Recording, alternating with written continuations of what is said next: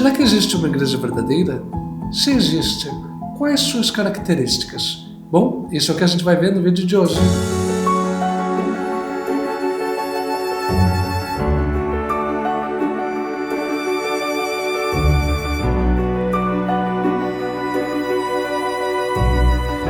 Para entender essa pergunta, nós precisamos refletir um pouquinho a respeito do conceito de igreja. O que seria a igreja? Estamos nos referindo a um templo? Estamos nos referindo à Igreja Universal de Cristo, ao corpo de membros instituído por Cristo? Então, para responder essa pergunta, que ela é muito importante, peço que vocês orem em seus corações para que a palavra de Deus possa falar conosco, para que o Espírito Santo atue dentro de nós e nos dê essa resposta tão importante. Não há dúvidas de que nós estamos vivendo os últimos dias da história deste mundo. Jesus, quando estava com seus discípulos no Monte das Oliveiras, recebeu uma pergunta muito interessante. Isso está lá em Mateus capítulo 24, a partir do versículo 3. Os discípulos se reuniram diante de Cristo e disseram: Mestre, diga-nos, quais os sinais da tua vinda e da consumação dos séculos? E a resposta de Jesus foi um tanto quanto interessante, pois ele disse: Vede que ninguém vos engane, porque virão muitos em meu nome, dizendo: Eu sou o Cristo, e enganarão a muitos. Ali no texto, segue dizendo que haveria falsos cristos, falsos profetas, e isso nos dá a entender de que nos últimos tempos haveria sim um grande problema religioso, em que muitos se denominariam da Igreja de Cristo, porém apenas no nome. Isso me faz lembrar o texto de Isaías no capítulo 4. Gostaria que você pegasse a sua Bíblia e nos acompanhasse na leitura. Aqui nós temos um texto profético, escatológico, falando da situação espiritual no tempo do fim. E olha o que a palavra de Deus diz. 7 mulheres naquele dia, mencionando a respeito dos últimos dias, lançarão mão de um homem, dizendo: Nós mesmas do nosso pão nos sustentaremos, e do que é nosso nos vestiremos. Tão somente queremos ser chamadas pelo teu nome. Tira o nosso opróbrio. Naquele dia, o renovo ou remanescente do Senhor será de beleza e de glória, e o fruto da terra, orgulho e ardono para os de Israel, que foram salvos. Será que o restante de Sião e os que ficarem em Jerusalém serão chamados santos? Todos os que estão inscritos em Jerusalém para a vida. É interessante nós entendermos o que esses símbolos representam. Mulher, 7, vestes, pão. Bem, para a gente entender, mulher sempre está associada à igreja, ao corpo espiritual de Cristo.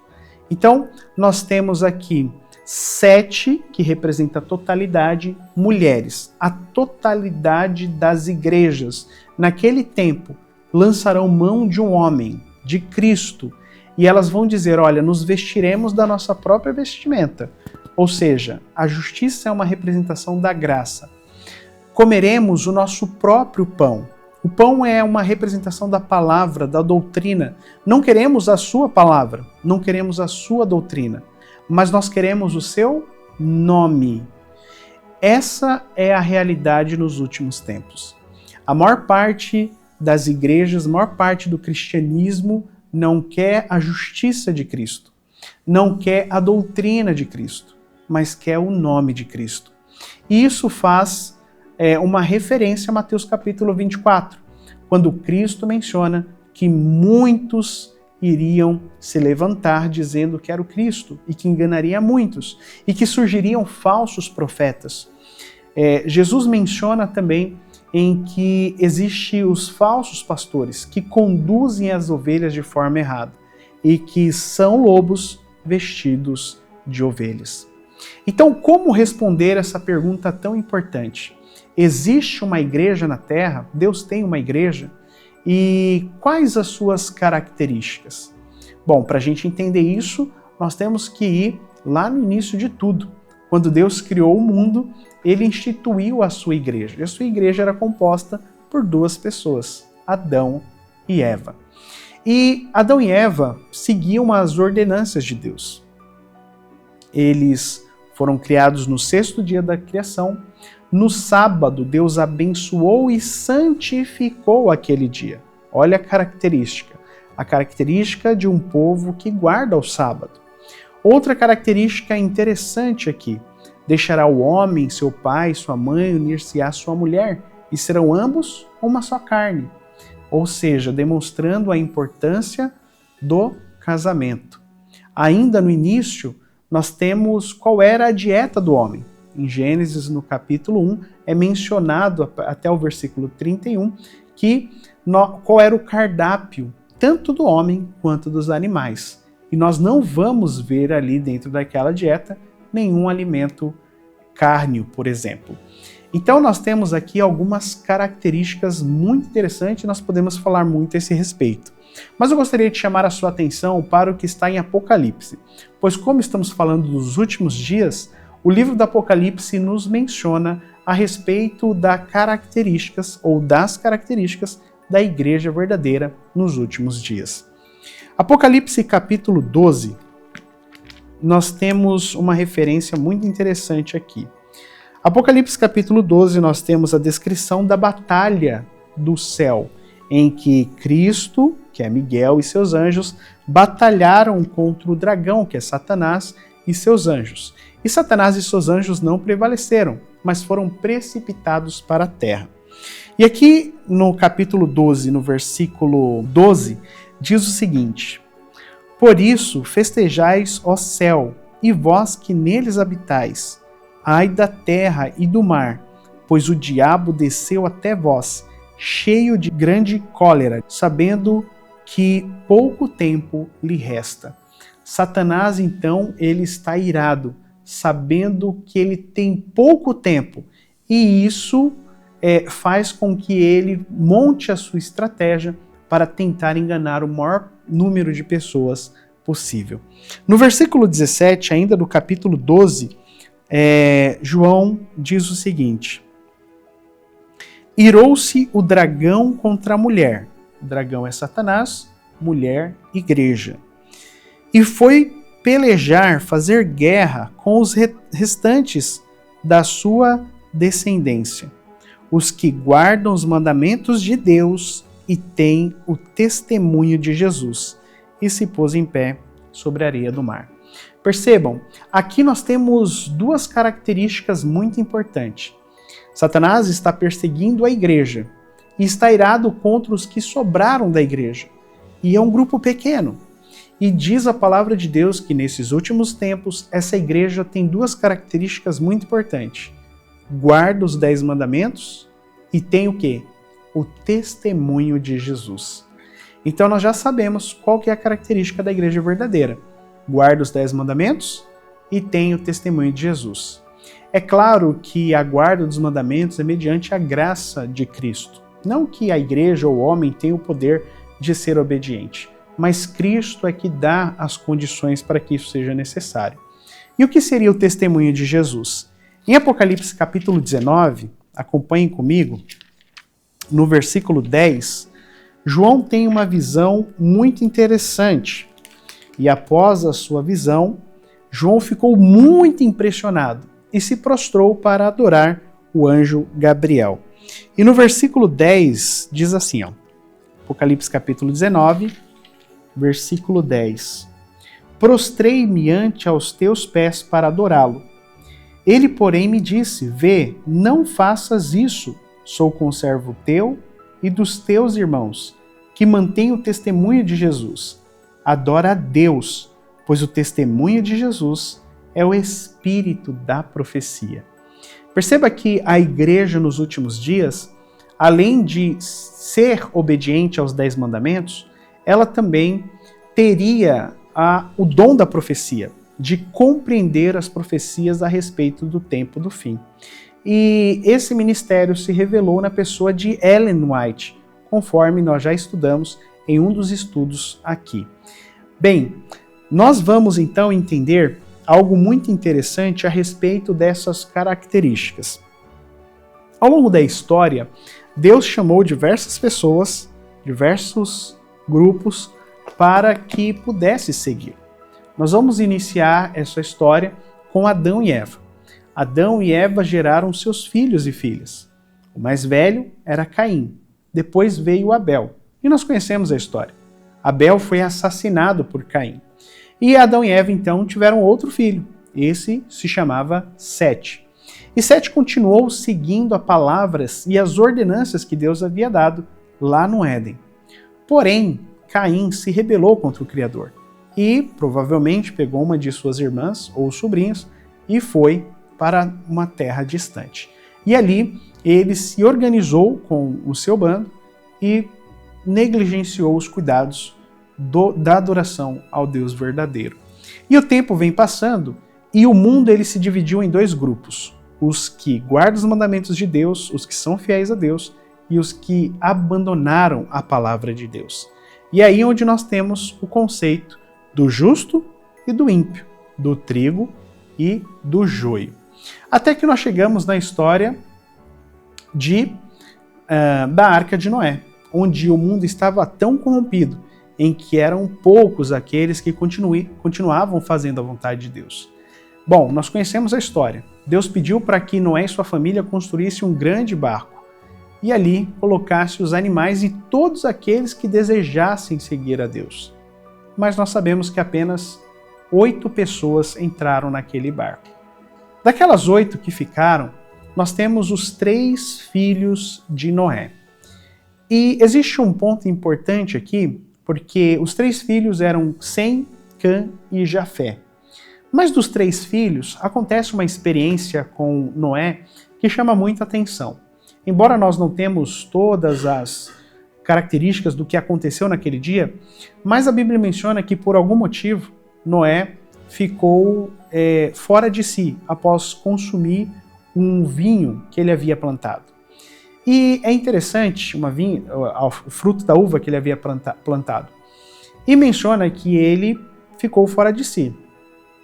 Cã, ao ver seu pai despido naquela vergonha, ao invés de ajudá-lo, o pai, ele zombou. E a Bíblia diz que Sem e Jafé, ao verem a cena, pegaram um manto e de costa cobriram o pai. E quando o pai recobrou a sua consciência, a palavra de Deus menciona algo muito interessante. O pai amaldiçoou Cã e a sua descendência. Mas ao olhar para Sem, ele diz: bendito seja o Deus de Sem, e seja-lhe Canaã por servo. Perceba algo interessante aqui, pois a atitude de Sem mostrou de fato quem era o povo de Deus. E daí é que vem os semitas. E os semitas eram aqueles, dentre todos os povos e nações, os que continuavam seguindo a palavra de Deus, tanto as suas leis quanto as suas ordenanças. Mas o tempo foi passando e até mesmo os semitas foram se corrompendo. E é onde nós chegamos na história de Abraão, quando Deus chega para Abraão em Ur dos Caldeus e pede para que Abraão vá para uma terra que Deus lhe mostraria. Bem, pela fé, Abraão sentiu esse chamado e foi com Deus. E é interessante que ele sai da sua parentela e ali ele forma o seu próprio bando, daqueles que cumprem as ordenanças de Deus. Nós conhecemos a história. Abraão não podia ter filhos, mas na sua velhice, depois de uma ideia maluca, Abraão teve um filho, e esse filho se chama Ismael. Mas Ismael também, após sair da sua tenda, ele não cumpria as leis de Deus. Mas Abraão também teve outro filho, e este era o filho da promessa, Isaque. Isaque sim cumpria as ordenanças do Senhor e continuou seguindo as ordens do Deus Altíssimo. Passado o tempo, o próprio Isaque teve seus filhos, e o mais velho era Esaú. Esaú também não cumpria as ordenanças de Deus, tanto que pegou para si mulheres cananitas. Foi aquele mesmo que vendeu a sua primogenitura por um prato de lentilha. Já Jacó, que era conhecido como enganador, ele servia a Deus desde a sua meninice. embora tivesse cometido o erro de enganar o seu irmão e enganar o seu pai, ele vai para a terra distante da sua parentela e ali ele conhece a sua amada esposa Raquel. Nós conhecemos a história. Antes de casar-se com Raquel, ele casa com Lia, que na verdade é a sua verdadeira esposa. E com ela tem muitos filhos, tem 2 filhos com Raquel e também com algumas concubinas. E dali nós temos o povo de Israel. Agora, do povo de Israel, nós temos as 12 tribos. E as 12 tribos é convidada a fazer um concerto com Deus. E é isso que eu gostaria de mencionar com você aqui em Êxodo capítulo 19, verso 4 a 6, que diz o seguinte, ou melhor, versos 5 e 6. Agora, pois, se diligentemente ouvirdes a minha voz e guardardes a minha aliança, então sereis a minha propriedade peculiar dentre todos os povos, porque toda a terra é minha. Vós me sereis reino sacerdotal e nação santa. São estas as palavras que falarás aos filhos de Israel. Perceba que com as 12 tribos de Israel, Deus faz um concerto, e esse concerto é condicional. Perceba, se diligentemente cumprirdes as minhas ordenanças, guardardes a minha aliança, sereis minha propriedade, desde que cumpram as condições. Também, em 2 Crônicas, capítulo 15, versículo 2, nós temos algo muito interessante. 2 Crônicas 15, versículo 2. A palavra de Deus diz algo a respeito dessa condição que o povo de Israel precisava cumprir. Capítulo 15, verso 2. Este saiu ao encontro de Asa e lhe disse: Ouve-me, Asa, e todo Judá e Benjamim. O Senhor está convosco, enquanto vós estáis com ele.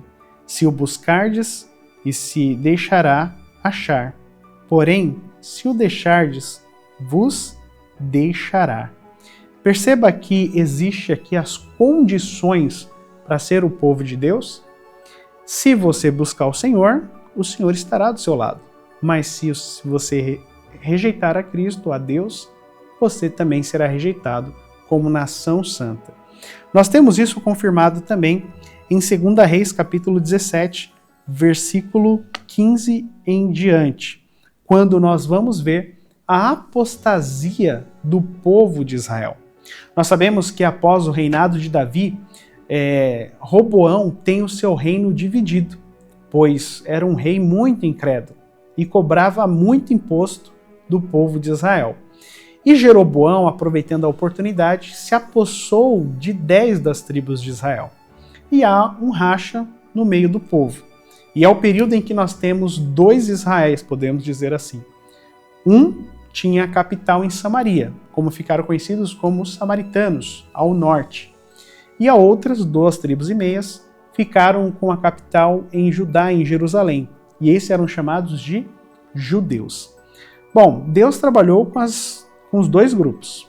Havia rei no norte, havia rei no sul. Havia profeta no norte, havia profeta no sul. Mas com o tempo, o povo do norte não descia mais de Jerusalém para adorar, e fizeram o seu próprio sistema de adoração. E foi quando, aos poucos, Deus mandava as advertências e eles recusavam. Até que chegou o ponto em que Senaqueribe destrói o reino do norte, sobrando alguns poucos samaritanos. Os judeus também tiveram suas dificuldades e apostasias, mas quando eles recebiam, quando Deus mandava o profeta, eles se arrependiam e ficaram assim até a vinda de Jesus. Bom, até aqui nós entendemos que a Igreja de Deus, ela precisa cumprir as suas prescrições, ainda que Deus tenha muitas mensagens maravilhosas para ela.